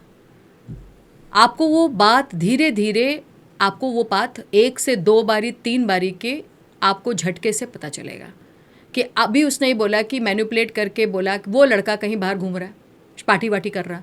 लड़की ने फ़ोन किया, आप क्या कर रहे हो जानू? तो वो बोलेगा, जान मैं तो तुझे बहुत प्यार, बात को घुमा गया वो, वहाँ पे वो बात बता रहा है, क्या कर रहे हो, आवाज़ कहाँ से आ रही, क्या, मैं तो तुझे बहुत प्यार करता हूँ, ये कहाँ पे? अरे मेरी जान तुझे पता है ना, एक्चुअली वो जो वो लड़का है उसने मेरे को बोला यार बाहर घूमने के लिए चलना है, तो को पता है मैं तो तुझे कितना प्यार करता हूँ, मैं तो तेरे साथ जा। अरे बात 1 मिनट की बोलनी है, उस बात को आपने मैनिपुलेट करके 5 मिनट तक ले गए। कब तक? जब तक इस बात को थूक के पकौड़े बनते हैं। पॉसिबल है ये? अच्छा, एक सवाल इसी से मेरे को याद आया, at what point does I love you become a I want to kill you? So I love you एक बहुत ही मिसअंडरस्टूड और बहुत ही कंफ्यूज्ड 3 वर्ड्स है। आई लव यू मैं दीवार को भी कह सकती हूँ, मैं अपनी गाड़ी को भी कह सकती हूँ, मेटेरियलिस्टिक को भी कह सकती हूँ, मैं अपने बच्चे को भी कह सकती हूँ, मैं अपने पति को भी कह सकती हूँ, मैं अपनी मम्मी को भी कह सकती हूँ, मैं अपने आई लव यू कौन से सेंस में और किस तरीके से बोला जा रहा है वो भाव, जब आपकी ज़बान आपके एक्शन से परे हो। एक्स्ट्रा स्वीट, एक्स्ट्रा स्वीट, बाहर अफेयर चल रहा है, घर में आके oh my love, my baby, my darling, you are the best wife I have, और अभी बाहर होटल से होके आ रहा है। क्यों मैनिपुलेट कर रहा है? क्यों मैनिपुलेट कर रहा है? घर में पता ना चले, ताकि घरवाली को भी खुश रखो, बाहर वाली को भी खुश रखो। एक्स्ट्रा स्वीट हो जाना, अरे तुम्हारी पर्सनालिटी भी नहीं है एक्स्ट्रा स्वीट होना, जानबूझ के बाहर लेकर जाना। हाँ, और कपड़े में, अरे एक नहीं 2 ले कपड़े, बहन 2 कपड़े ले, ज़्यादा ले, मेरा पीछा छोड़ दे, मन में ये सोच रहा है। ये चीज़, अरे काम कर, किट्टी बाटी है ना, कार्ड पकड़, ऐश कर ऐश। जब आप किसी को नहीं पूछते, उसकी सुध-बुध नहीं लेते, जो एक नॉर्मल आदमी होता है, नॉर्मल आदमी मैनिपुलेटर नहीं होता। वो रोता है, वो हंसता है, वो गुस्सा करता है, वो स्वीट नहीं हो जाता। ये तो हो गया एक हस्बैंड वाइफ को कैसे मैनिपुलेट करता है। हस्बैंड वाइफ ये कोई भी, ये इररिस्पेक्टिव ऑफ जेंडर है। ओके, इररिस्पेक्टिव ऑफ जेंडर है। लड़की का कोई भी बाहर अफेयर हो, कुछ हो, माँ बाप को वो बाहर है, माँ बाप ने बोल दिया कि क्या चीज़ चल रही है बेटे, तुम बात नहीं कर रहे हो, तुम बता नहीं रहे हो, ये नहीं हो रहा है, तो यहाँ पे वो कैसे मैनिपुलेट करेंगे? मम्मा मैं ना बाहर गई थी ना एक्चुअली, और मैं वहाँ पर वो पिक्चर में देखना नहीं चाहती थी मम्मा, सभी लोग जा रहे थे, तो ओके पिक्चर आप अपने बॉयफ्रेंड के साथ गए। So you what you are doing is you trying to manipulate your mom, you trying to give her the wrongful side of you, जिस पे माँ विश्वास कर ले। और दूसरे की पर्सनालिटी, कई पर्सनालिटी ऑपोजिट साइड में ऐसी होती है जो विश्वास नहीं करती है, वहाँ पे वो पकड़ लेती है। तो आप मैनिपुलेट कर रहे हो, पर आप भी मैनिपुलेट उसी को करोगे जो इमोशनली अनस्टेबल होगा, जो आपसे मैनिपुलेट हो जाएगा, जिसको विश्वास है। एक बारी वो कोशिश करके देखेगा, दूसरी बारी में गलती एक बार होती है सर, बार बार नहीं होती, उसके बाद वो क्राइम होता है। गलती एक बार हो सकती है, सॉरी, लव यू भी वही वक्त है, सॉरी भी वही है, कोई बात हो sorry, sorry is just a word, it's a please pardon me. What do you mean by pardon and sorry? If you do the same thing again, why would you से एक बंदे को यार बस अब सॉरी बोलना बंद कर दे प्लीज? क्यों? There is no connection between your tongue and your body language. तो वही कर रहा है यार, मैंने तुझे बोला कि नहीं करना, मैंने इतने छोटे कपड़े तेरे को मना किया मत पहन, मेरे लिए मत पहन, और वो लड़की बोले नहीं मैं तो ऐसे पहन के गई थी इसलिए मैं, and you then you manipulate. और या जब देख लिया उसको ये हो गया, फ़ौरन उसको जाके किस कर देना, पकड़ लेना किसी को भी, कि रिश्ता ख़राब ना हो। It's all about manipulation, is all about narcissism. जो नार्सिसिस्ट आदमी है ना, जिसके लिए सिर्फ उसी की वैल्यू बहुत है, दूसरे की कोई वैल्यू नहीं है, उसे कोई मतलब नहीं पड़ता कि वो दूसरे को दर्द पहुंचाए, वो क्या कर रहा है। नार्सिसिस्ट बंदा is a very big manipulator. As a psychologist, आप एक स्ट्रॉन्ग मैन का माइंडसेट और उसकी पर्सनैलिटी आप किस तरीके से साइन इन करना चाहोगे? क्या साइन होते हैं एक इंटेलिजेंट मैन और स्ट्रॉन्ग माइंडसेट के? सबसे पहले तो मैं यही कहूँगी, वो आदमी जो रोता है उसकी पर्सनालिटी बहुत स्ट्रांग है, क्योंकि वो रियल है। आप स्ट्रांग पर्सनालिटी किसको कहते हो? स्ट्रांग पर्सनालिटी वो होती है जो घबराता नहीं है, उसके सामने अगर काम आ जाए, प्रेशर आ जाए, उसमें टूटे नहीं, जो लेज़ी की तरह बैठा ना रहे, मैनिपुलेट ना करे, सामने चीज़ों को डिप्लोमेटिकली करेक्ट ना करे, जो है उसको वैसे ही रहने दे, अपने बच्चों के पास बैठे और रोए और कहे बेटा मैंने भी गलतियां की हैं लाइफ में। इसको मर्द कहते हैं। जो एक औरत की इज्जत के साथ नहीं खेलें उसको मर्द कहते हैं। जो एक औरत से जिसने जन्मा है उसी औरत को प्रताड़ित ना करे उसे मर्द कहते हैं। मर्द वो नहीं जो मारे, जो हंसता रहे, मर्द वो जो इमोशनली स्ट्रांग हो। कैसे? वो रोता भी हो, वो अपने आप को ये भी दिखाए कि मैं नेगेटिव एटमॉस्फेयर में मैं भी परेशान होता हूँ। Don't become a Superman please. किसी औरत को, किसी महिला को सुपरमैन नहीं चाहिए, उसे उसका प्यार चाहिए। एक गर्लफ्रेंड को भी एक बॉयफ्रेंड में जब वो ढूंढती है तो उसको वो चाहिए जो उसका हो। इवन इफ उसने गलतियाँ करी हो, गलतियाँ हैं, बट अगर आप सच्चे मन से उस चीज़ को आप समझते हो, क्योंकि ये चीज़ें आप सीख कर आते हो पेरेंटिंग में, तो पहले तो आपके फादर आपके साथ किस तरीके से रहे, उनके फादर उनके साथ किस तरीके से रहे, एक घर की प्रथा क्या है, कौन से रिलीजन से आ रहे हैं आप किस तरीके से पले बड़े हो रहे हैं, माँ का आपकी तरफ बिहेवियर कैसा है, आपके सिबलिंग्स कितने हैं, आप उसमें से नेग्लेक्टेड तो नहीं हैं, आपके अंदर कहीं ना कहीं कोई रिवेंज है जिसको आप किसी के ऊपर निकाल के देखना चाहते हैं। क्या हम जिंदगी में किसी और को खुश करने आए हैं या खुद खुशी ढूंढने आए हैं? हम कहाँ खड़े हैं और हमसे आगे क्या? क्या मुझ में पूरा सब कुछ, या मैं किसी में कुछ ढूंढ रहा हूँ जो मुझ में अधूरा है? वाह। तो आपको देखना है कि आप पूरे होने के लिए आ रहे हैं या किसी को हथियाने आ रहे हैं। आप कॉन्स्पिरेसी करने आ रहे हैं, आप ये देख रहे कि मैं उसका भी मैं ले लूँ, या बांटने आए हैं। तो सुख दुख जो बांटे वो मर्द है। एक औरत की जब आबरू लुट रही हो तो उसे चद्दर ढके, उसे संभाले, उसे बचाए, उसके लिए लड़े, वो मर्द है। एक बच्ची को चांटा मार दे वो मर्द नहीं। पहली बार मैंने इतना स्ट्रॉन्गेस्ट मैन की डेफिनेशन सुनी है, seriously I loved it. Ma'am, आपकी इतनी स्टडी, इतनी रिसर्च, इतनी इन्वेस्टिगेशंस आपने की इतने सो मैनी ईयर से, आपको क्या लगता है आपके अकॉर्डिंग आपका सबसे डिस्टर्बिंग केस कौन सा रहा है? मैंने जब शुरुआत की थी ना अपने लॉ के में, तो मैं टेबल पर थी और IBN 7 से मैं उसमें वक़्त में बैठी थी, और मेरे में पर्सनालिटी है, मैं हेल्प करती हूँ, और विक्टिम्स मेरे, शायद मैं साइकिक हूँ। आपने जो साइकिक की बात करी थी, तो साइकिक क्या होता है? साइकिक होता है इंट्यूशन होना।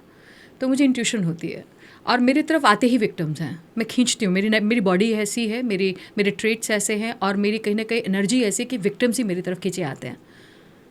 मैं उनकी तरफ प्यार से बात करना, उनको समझना, उनके लेवल तक जाती हूँ। कोई केस के बारे में बताइए। वही केस बता रही हूँ कि IBN 7 में थी, और एक बर्न्ड सिगार केस है, सिगार का केस है, और उसमें एक लड़की मॉडल है, और उसके साथ उसको बहला फुसला कर, मैनिपुलेट करके उसको लेकर आते हैं। दुबई का केस उसमें, और पुणे में होता है ये। और एक लड़की और है जो माइनर है और 2 साल से उनके चंगुल में है। तो ये ह्यूमन ट्रैफिकिंग का केस था, एलॉप्शन का केस था। कैसे कि उसको एलॉप करती है, ये भाग जाती है छोटी वाली लड़की नेपाल से, बॉर्डर से, उसको कैसे लेकर आते हैं काम धंधे के हिसाब से।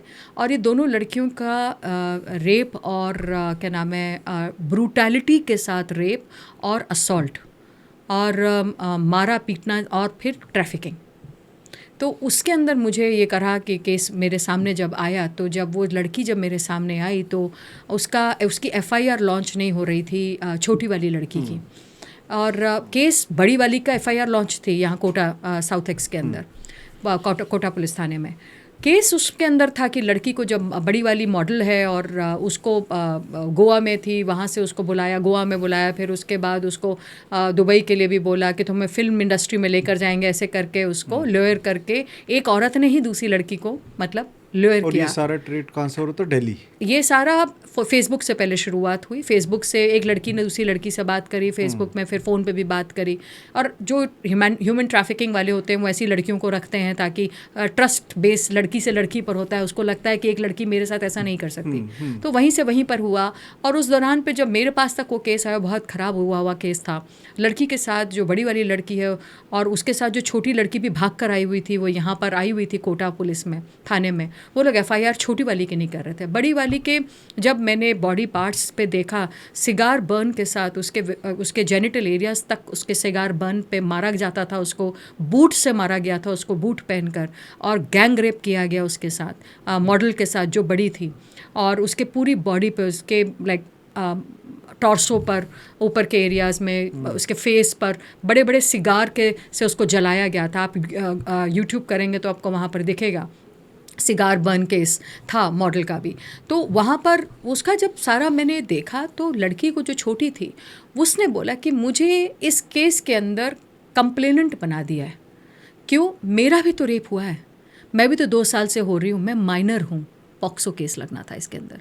तो मैं उस दौरान पर उन बच्चों को मैंने कैसे कोटा से मैं उनको, क्योंकि जहाँ पर भी क्राइम चालू होता है, क्योंकि 0 FIR कहीं भी हो सकती है, जहाँ पे क्राइम चालू हुआ वहाँ पर लेकर जाना था, क्योंकि मेन वहाँ पर हुआ था, तो वो पुणे था।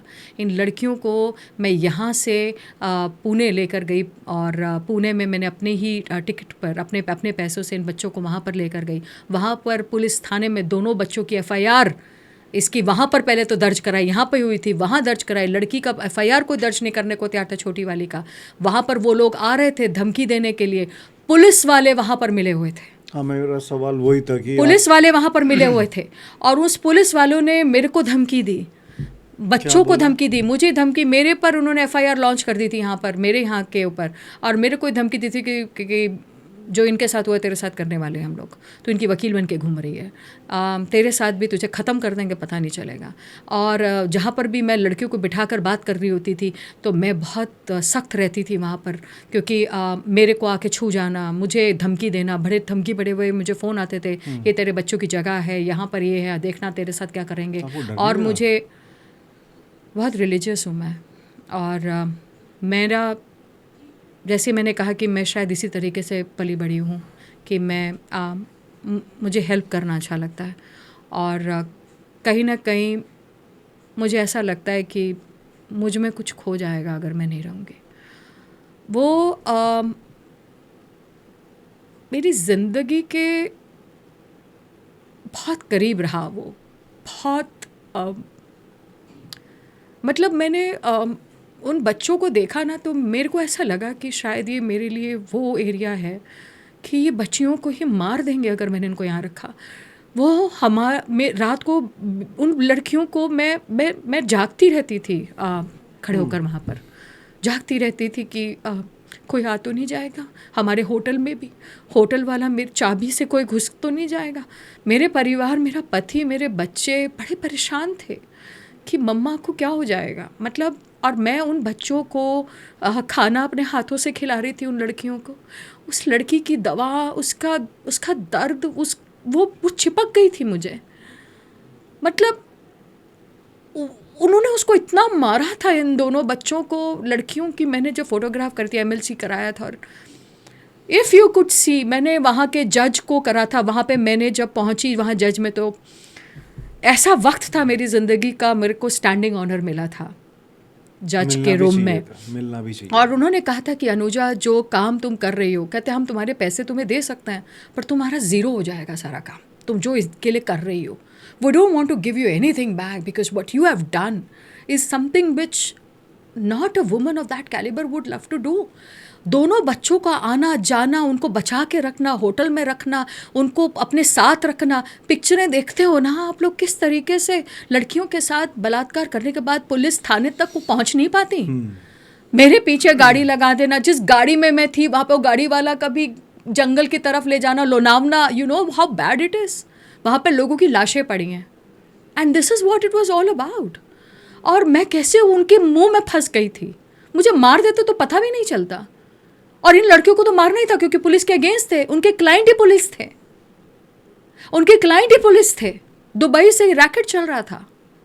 एंड मैंने पुलिस जब वाज इन्वॉल्वड, ऑफ कोर्स, तभी तो नहीं हुआ ना, सभी तो इतने टाइम तक चलता रहा सब कुछ। तो इसमें फिर जब आपका पूरा सब कराया सामने तो हुआ, जब मैं जज के पास गई और जज को सब दिखाया मेरे को, तो मैं तो पढ़ ही रही थी तब लॉ, और मेरी पढ़ाई बहुत लेट शुरू हुई एक्चुअली, वो भी एक केस अलग है। खैर आई एम मैं खुद ही I'm a victim of brain tumour, so इसलिए I am very well versed. यहाँ पर मैं बहुत ब्रेव बन जाती हूँ, और मुझे लगता है कि इसके लिए मैं कभी भी अपने आप पे रोई नहीं।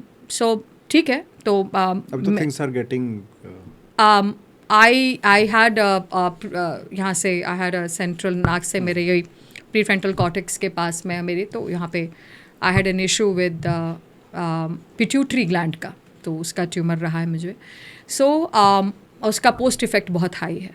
तो आई वॉज गोइंग, मेरा अपना वो वक्त, अपना ये टाइम, मैं खुद मरते हुए आगे आई हूँ, और मैंने अपना जीवन इसीलिए दे दिया था कि हॉस्पिटल बेड पर उस ऑपरेशन थिएटर पे मैंने ये सोच लिया था कि मैं मरूंगी नहीं यहाँ। और मैं जब जिंदा होकर वापस आई, मुझे लगता था कि I am going to be dead. और मेरे बच्चे रोते थे, माई हस्बैंड, मेरे पेरेंट्स छातियाँ पीट पीट के रो रहे थे। जब मैंने गॉट टू नो, मेरी 2 सिस्टर्स हैं, then they got to know कि मुझे ब्रेन ट्यूमर हो गया, एंड और मैं ब्लीड कर रही हूँ अंदर। सो when I come back, I said I'm going to give my life. I was 32 years old, and I said I'm going to come back. And that was the time I started studying criminology. I started studying in 2007 onwards. That is the time I had a brain tumor. और criminology, psychology, victimology, law, और उस law के दौरान 2010, 2011 और 2014-15 के अंदर मैंने अपना लॉ का पूरा कंप्लीट करके BCI को पूरा। और उस टाइम पे जब मैं जज के पास थी, तो जज ने मुझे कहा, अनुजा, मैं इस केस को स्टेट CID को दूंगा। This was a big thing for me. और उस एडवोकेट जनरल को दे रहे थे, और स्टेट CID को दिया ये केस। और वहाँ पर जब मैंने अपने लिए, जब भी मैं आती थी, मेरी डेट्स लगती थी, मैं यहाँ से फ्लाई करके बार बार दोनों बच्चियों को लेकर जाती थी। मेरे पति ने कभी ये नहीं कहा कि पैसा क्यों खर्च कर रही हो तुम। सो एक बैकग्राउंड, जो आप पूछते हैं ना कि आदमी, मर्द कौन होता है, यही होता है जो अपनी बीवी के साथ उसके सपनों में खड़ा रहे। And there I was, and here मेरे भी 2 लड़के हैं, मैंने वही अपनी तालीम अपने बच्चों को दी है। और उन्हीं बच्चियों को जब देखा, मेरी बेटियां नहीं हैं, दोनों बेटियों को, उन दोनों बच्चियों का फिर स्टेट CID ने उनको फिर टेक ओवर करके उनको देकर आई मैं वहाँ पर। और उसके बाद उनका फिर जो उनका रिहैबिलिटेशन होना था वो हुआ। और जो लोग इन्वॉल्व थे वो सारे को उनके फ़ोन मेरे पास आते थे, यहाँ तक मेरे को मिलने के लिए आए थे। पर मैं क्योंकि सोसाइटी में रहती हूँ, इसलिए मेरे को पता चल जाता था कि कोई अगर मुझे मिलने के लिए मेरे बिना इजाज़त के आ नहीं सकता था। पुलिस यहाँ पर अपने अपने किसी न किसी रूप में मेरे को तंग करने के लिए आते थे, या मेरे को कि इस स्टेटमेंट को चेंज कर, इसको चेंज करो, इसको चेंज करो, तेरे बच्चे यहाँ पर घूम रहे हैं, अभी वहाँ घूम रहे हैं। बहुत मैंने इसलिए FIR लॉन्च भी करवाई थी। सो FIR उनकी वहाँ पर, हम जब मैंने FIR दर्ज कराई अपने यहाँ पर, क्योंकि ये मेरे को यहाँ पर पुणे से यहाँ पर धमकी बढ़ी, यहाँ से पुणे पुलिस वालों को बोलने लग गए, फिर मुझे यहाँ पर पुलिस वालों को बोलना पड़ा कि आप मेरे लिए यहाँ पे FIR दर्ज करो, मेरे लिए यहाँ पर। And that was the time when I bought Nirbheek. फिर मैंने I am a gun holder of .38 calibre, और नेशनल मेरे पास उसका लाइसेंस है। और इस बेसिस में क्रिमिनोलॉजी, साइकोलॉजी, और इसके लिए मैं कहूँगी भगवान ने बहुत साथ दिया है मेरा। और यही एक वजह से मैं आगे की तरफ सेल्फलेसली काम कर पाती हूँ, क्योंकि मेरा पति मेरे साथ खड़ा है, मेरे बच्चे मेरे साथ खड़े हैं, मेरे सास ससुर और मेरा परिवार, मेरे माँ बाप। आज उनकी वजह से मैं यहाँ पर खड़ी हूँ और आप लोगों के सामने बैठी हूँ। ऐसा ही वक्त अगर आप देखें कि आप एक औरत के साथ खड़े हो जाएं, even what ever has happened, अगर पुराने टाइम पर भी अगर कभी कुछ रहा हो, पर अगर आप उसका साथ दे दें, वो जो आई लव यू बोला और उसको मीन कर लें, सॉरी बोला उसे मीन कर लें, और जब पेट में बच्चा हो उस दौरान उसकी सेवा और उसका ध्यान रख लें, क्योंकि आप ही का वंश है, आप ही को आगे के लिए वो लेकर अपना घर छोड़ कर आती है, अपना परिवार छोड़ कर आती है। उस दौरान भी अगर आप उनके साथ खड़े हो जाए, और उसकी जो आशाएं हैं, उसकी चीज़ें हैं, वो अगर आपको जायज़ लगती हैं, चीज़ें सही लगती हैं, और आपको लगता है कि आप वहाँ पर कुछ कर पाएँ, तो उसको पंख दीजिए, पंख काटिएगा मत। तो ये एक भी बहुत बड़ी चीज़ है, क्योंकि हर एक औरत आपको मार देगी ज़रूरी नहीं, और हर एक पति या हर एक आदमी रेपिस्ट है, ये ज़रूरी नहीं। मैम, मेरे को ना आपसे एक आपका व्यू पॉइंट जानना है। अभी तक जितने भी हमने मिस्टीरियस केस देखे हैं इंडिया के अंदर, बुराड़ी सबसे ऊपर आता है. I don't know why. जो इंसिडेंट हुआ एवरीवन इज़ अवेयर, जो वहाँ पे हुआ सब ठीक है, बट आप अपने एंगल से इस केस को कैसे देखते हो? सो बुराड़ी केस के अंदर मैंने एक को डॉक्यूमेंट्री दी थी अपनी, but somehow I think they wanted a different angle. मेरी तरफ से अगर आप समझते हैं कि बुराड़ी केस क्या रहा, तो बुराड़ी केस के अंदर शेयर्ड साइकोसिस कहा जाता है. शेयर्ड साइकोसिस मतलब शेयर्ड, आप जैसे कि आप कहते हैं ना पैरानोया, एक जैसी सोच. मैंने आपको बताया था पैरानॉइड पर्सनालिटी, एक जैसी सोच आप डालना शुरू कर दो किसी के अंदर. तो वहाँ पर मुझे जो ऐसा लगा था कि इसके अंदर कहीं ना कहीं मर्डर भी इन्वॉल्व था. ये कल्ट का काम था, कल्ट इसके अंदर इन्वॉल्व था. किसी को प्रॉपर्टी का इसके अंदर हिस्सा था, वो भी इन्वॉल्व था. कुत्ता जहाँ पर एक उसमें डॉग भी था जो बाहर सोता रहा, वो कैसे सोता रहा, तो वहाँ पर कहीं ना कहीं टॉक्सिकोलॉजी का भी इन्वॉल्व था.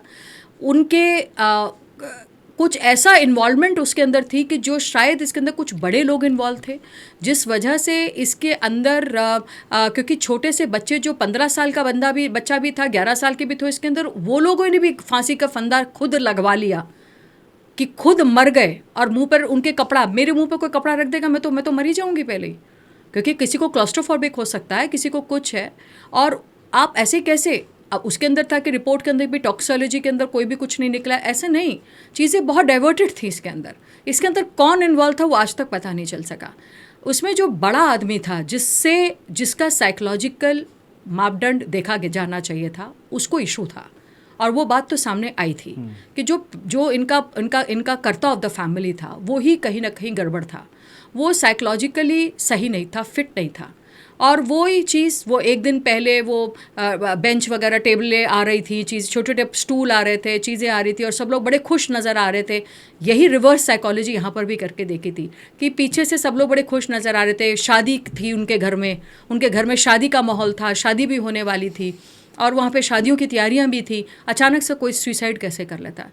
यही चीज़ है कि वो सुसाइड कोई कैसे कर लेता है. कभी कभार आप दूसरों के लिए एक फेस रखते हो और अंदर दुखी होते हो. जैसे ही आपने कहा फॉल्स नैरेटिव पुट करते हो आप कभी कभार दूसरों के सामने, कि मैं दुनिया के सामने, सिया केस के अंदर जैसे आपने देखा फॉल्स नैरेटिव पुट किया, खुश दिखाया उसको, बड़ी खुश थी वो तो केतन के साथ शादी करने में, यही लोगों को नज़र आ रहा था. अगर इसका एंगल दूसरा ना निकलता, किसने तो मर्डर कर दिया, तो ये तो पता ही नहीं चलता. तो आपने देखी कि किस तरीके से उसने अपने आप को एक बनावटी चेहरा बना के रखा, मास्क लगा के रखा. तो आप मास्क भी बहुत टाइम तक नहीं लगा के निकाल सकते. देखिए फरवरी तक उसकी एंगेजमेंट हुई, और वो 3 महीने के अंदर, फरवरी, मार्च, अप्रैल, मई के अंदर ही, वो 3 महीने के अंदर उसने ढूंढना शुरू कर दिया था, हिस्ट्री के अंदर ढूंढना शुरू कर दिया. तो क्या इन लोगों ने हिस्ट्री देखी थी कि किसी ने कभी कुछ देखा हो, किसी के अंदर बातचीत हो? क्योंकि इसके साथ वाला वो घर आज भी बहरान पड़ा है. अब किसी ने लिया, उसमें पाइपें भी बाहर निकाली गई थी कि रूहें निकल जाएं बाहर. तो क्या इसके अंदर जो कल्ट है, इसके अंदर क्या कहीं ना कहीं तांत्रिक इन्वॉल्व था? क्या उस तांत्रिक को कहीं ना कहीं वो चाहिए था, घर का कहीं पर इशू था, क्योंकि घर भी इसमें इन्वॉल्व था कहीं पर. और पाइपें बाहर निकाली हुई थी, बड़ी सारी 11 पाइपें बाहर निकाली थी कि रूहें बाहर निकल जाएं. और उसके अंदर वो उन्होंने अपने आप फांसी का फंदा लगाया, स्टूल पे खड़े हुए, बिना किसी के हेल्प के 11 लोग एक दूसरे को, या 11 लोगों के ही आपस में कोई ऐसी चीज़ थी कि जो कोई छुपी हुई थी, कोई ऐसा जो कोई उनको ब्लैकमेल कर रहा था कि अगर ये चीज़ बाहर सामने आ जाएगी तो पता चल जाएगा. तो देखिए मेरे हिसाब से मर्डर था, और मर्डर में साइकोसिस का हेल्प लेते हुए, कि इस बंदे को साइकोसिस था, उसके थ्रू उसको बलि का बकरा बनाते हुए पूरे परिवार को निचोड़ लिया. ये मेरा स्टैंड था. ऐसी आरुषि केस के अंदर मैंने आरुषि केस के अंदर बात करी, और इंद्रानी मुखर्जी में भी. आरुषि केस के अंदर 105%, मैं 105% कह रही हूँ और खुले चौड़ में बोल रही हूँ, और पहले भी बोला था कि आरुषि केस में आरुषि का बाप इसमें इन्वॉल्व था, उसको मारने में. उसी ने ही उसका गला काटा था सर्जन लाइफ से अपने, और उसका अफेयर था नीलम नाम की डॉक्टर से. माँ जो थी वो कहीं ना कहीं वीक पर्सनालिटी थी, उसके सिरदर्द रहा करता था, ये उसको गोलियां देता था रात को सोने की. इनके घर में स्वॉपिंग हुआ करती थी. स्वॉपिंग के अंदर कई लोगों के नाम ऐसे हैं जिस लड़की को पता था, लड़की के फ़ोन आज तक नहीं मिला, उस लड़की का आरुषि के फ़ोन पे सारी पिक्चर्स थी. हेमराज जो था वो लड़की के करीब उसका दोस्त नहीं था, मतलब उसके साथ उसका लव अफेयर नहीं था। हेमराज उसका दोस्त इस तरीके से जो इमोशनल लेवल का दोस्त, जैसे बड़ा भाई बन जाए या कुछ ऐसा। हर एक आदमी में आजकल के लोग हर जगह सेक्स ढूंढ लेते हैं, ऐसा नहीं था। कभी कभार इमोशनल टच भी होता है। वो लड़की अकेली पड़ गई थी। यहाँ पर कन्फ्रंटेशन पर उसके बाप ने, आरुषि के बाप ने इसको मारा। क्यों? क्योंकि लड़की का भी बॉयफ्रेंड एक उसका घर पे मिला था, डीपीएस का था, घर पे आया हुआ था। बाप ने उससे पूछा तेरे ये लड़का घर पे नहीं आ सकता, तो उसने कुछ जवाब दिया था कि आपकी भी तो पार्टियाँ, आप भी तो शायद आपके भी तो इतने अफेयर्स चलते हैं या ऐसा ऐसा कुछ है जहाँ पर ये मैं करूँगी वो बर्दाश्त, और उसने कहा मैं सारी दुनिया को बता दूंगी। वो जो लाइन थी कहीं ना कहीं, क्योंकि अगर आप याद रखें जिस दिन वो लड़की मरी आरुषि, उसके बिल्कुल अगले दिन ही जब उसकी माँ ने दरवाज़ा खोला, वो भी बाहर, उसकी माँ के दरवाज़ा खुलता है बाहर से क्योंकि दरवाज़ा बाहर से बंद था। जब एक नौकरानी घर में आती है बाहर से तो उसने कहा इन लोगों ने मेरी बेटी को मार दिया। उसके बाद से ये लाइन भी चेंज हो गई क्योंकि रसूखदार इतने थे, बेच दिए, लिए, खा दिए गए, हो गया।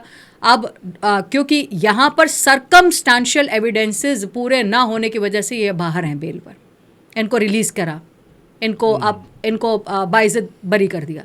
सर्कमस्टांशियल एविडेंसेस नहीं मिले, इवेंट्स जनरेट होती हैं, वो इसके अंदर वो बना नहीं पाए। और ईजिएस्ट क्या था, दोनों लड़का अपनी बेटी, ये 14 साल बाद इस बेटी को इन्होंने अडॉप्ट किया था। ये भी इनकी बेटी नहीं थी, आरुषि इनकी बेटी नहीं थी, ये अडॉप्ट की गई थी, इसीलिए इसको मारना आसान था। स्वैपिंग का केस था, बहुत बड़ा केस था, बहुत लोग आते थे, पार्टियां होती थी रात में और नंगापन चलता था। इस वजह से कहीं ना कहीं यहाँ पे इश्यूज इन्वॉल्व थे। तो इसीलिए अपने जो फादर है उन्होंने अपने बेटी का इतना ब्रुटैलिटी से मर्डर करा और उसके वेजाइनल पार्ट्स को उन्होंने खोला, चीज़ों को उसको सारा कुछ है उसमें, क्लीन शेव किया, ये सब। This is all was done by the father. और बीवी क्या करती? बीवी, ऐसे लोगों की क्या मेंटालिटी है, क्या साइकोलॉजी है भाई मेंटालिटी देखो आप, कोई पहले तो इस वाले केस में तो उसका खून नहीं था। जब उसका खून नहीं था 14 साल बाद जब बच्चा नहीं हो पाला तो कोई इमोशन नहीं है, मारना आसान काम है। और अब लोग कहते नहीं जो वो बेटी उन्हीं की थी, अब बेटी भी उनकी थी तो 14 साल बाद, क्योंकि मारा उसको कन्फ्रंटेशन पे था। स्वैपिंग का केस सामने था और आया भी था।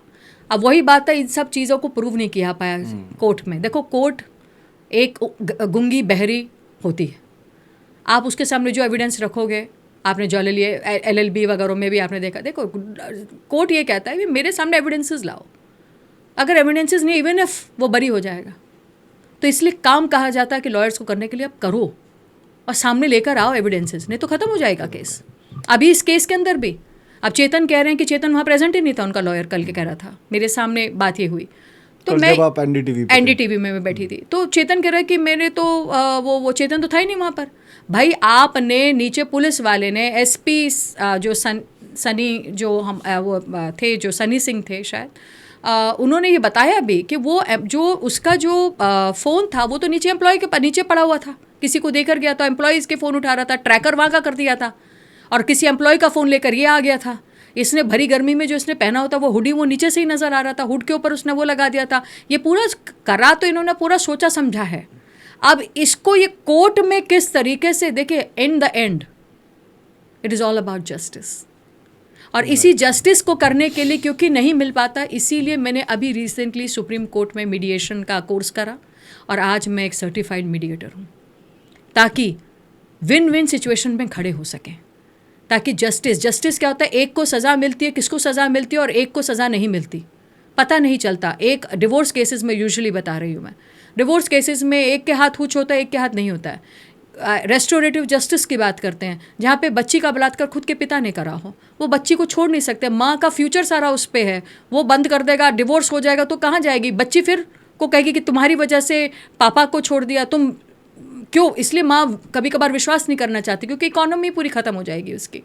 तो ऐसे केसेस में मीडिएशन बहुत असर करता है, इसीलिए मीडिएशन सामने बिठाकर दोनों पार्टीज़ को समझाकर दोनों तरफ विन विन सिचुएशन की बात करी जाती है कि कहीं ना कहीं दोनों एक केसेस में सामने हैं जहाँ पर डोमेस्टिक वायलेंस हो, जहाँ पर कहीं ना कहीं रेप भी हो जाए, तो वहाँ पर कोशिश करा जाता है कि अगर छोटे बच्चों का है तो रेस्टोरेटिव जस्टिस के रूप में हम लोग कोशिश करते हैं कि घर ना टूटे और चीज़ें ऐसी हों कि विन विन सिचुएशन में दोनों पार्टीज़ को कुछ ना कुछ ज़रूर मिले जस्टिस के नाम पर। ओके, लास्ट सवाल ma'am, after being into this criminologist, victimologist, psychologist, advocate,